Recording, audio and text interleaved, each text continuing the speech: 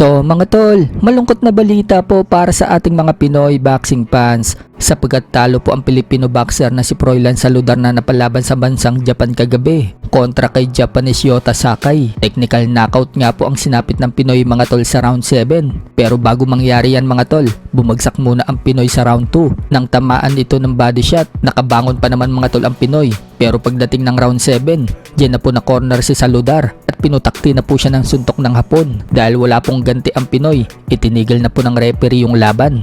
Kaya nakuha na nga po ng panalo via technical knockout sa round 7. Dahil sa talo ni Saludar, bumagsak na po ang record niya sa 37 wins, 10 losses and 1 draw. Nananatili naman pong walang talo ang hapon. Umabante na po ang record niya sa 8-0 with 7 knockouts. Sa kabilang dako naman mga tol, matapos pong magpalitsyon si Casimero pag uwi niya ng Ormoc, busog na po ang mga kamag-anak niya at kapitbahay. Binalatuhan pa niya ito ng tigi 1,000.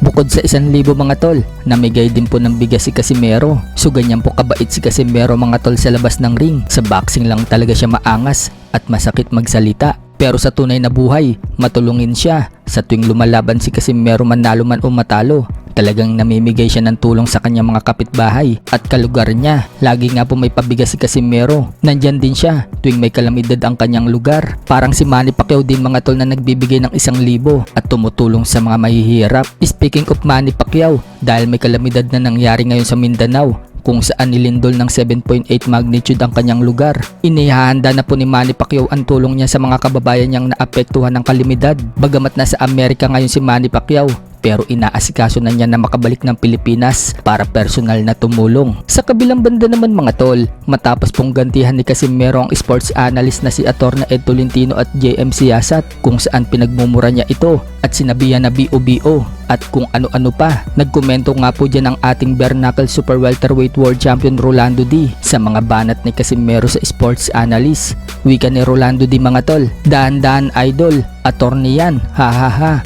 Baka bigla ka magkaroon ng warrant, hahaha. So yan nga po ang komento ni Rolando D sa mga sinabi ni Casimero sa mga sports analyst. Sa tingin natin dyan mga tol, mukhang hindi naman mag-aaksaya ng panahon ng mga sports analyst na magkaso. Gagastos po kasi sila dyan mga tol. Tapos abala pa po yan sa trabaho nila. Gumanti lang naman itong si Casimero sa mga banat sa kanya ng mga sports analyst. Kaya parang naging patas na din yan.